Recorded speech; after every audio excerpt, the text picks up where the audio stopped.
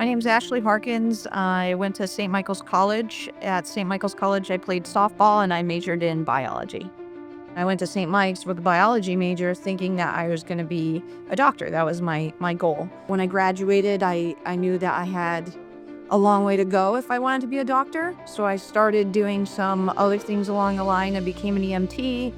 I ended up getting my paramedic license. Being a paramedic, I had met several people that were in law enforcement, and that's when I really started to like what the police world was and like what was happening there and what they were doing.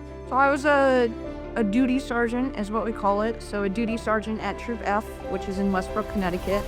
And it just so happened that at that time, my relief, so the evening sergeant, Sergeant Bells, he was coming on shift at 2:30 that afternoon.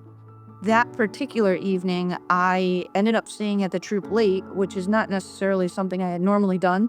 As I was there, they put out over the radio that there was somebody on the Baldwin Bridge. Traditionally, we get a lot of calls for that because there is a pedestrian pathway on that bridge that allows people to walk. Sergeant Bells had heard it, and he walked back into the sergeant's office.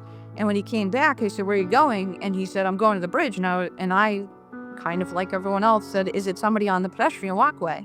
And he said, "No, they're literally on the other side." So I told Sergeant Bells that I saw them.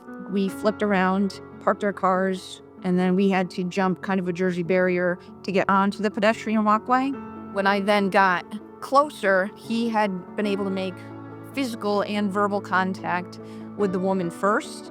And somewhere in there, he said something along the lines of, "If you're having a bad day, whatever that is, it's something we can talk about."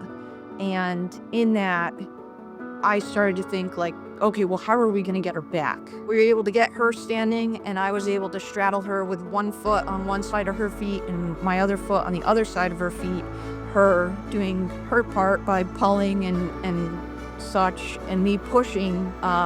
The guys on the other side were able to grab hold of her, and then they were able to get her over and the rest of the fence.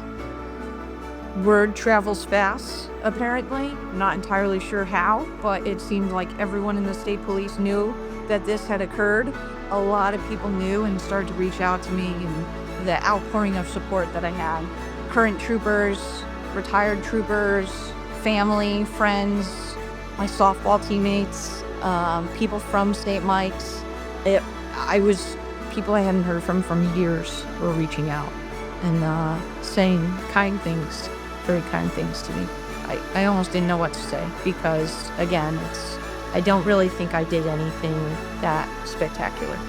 I feel like I did what anybody would have or should have done and helped somebody in their time of need.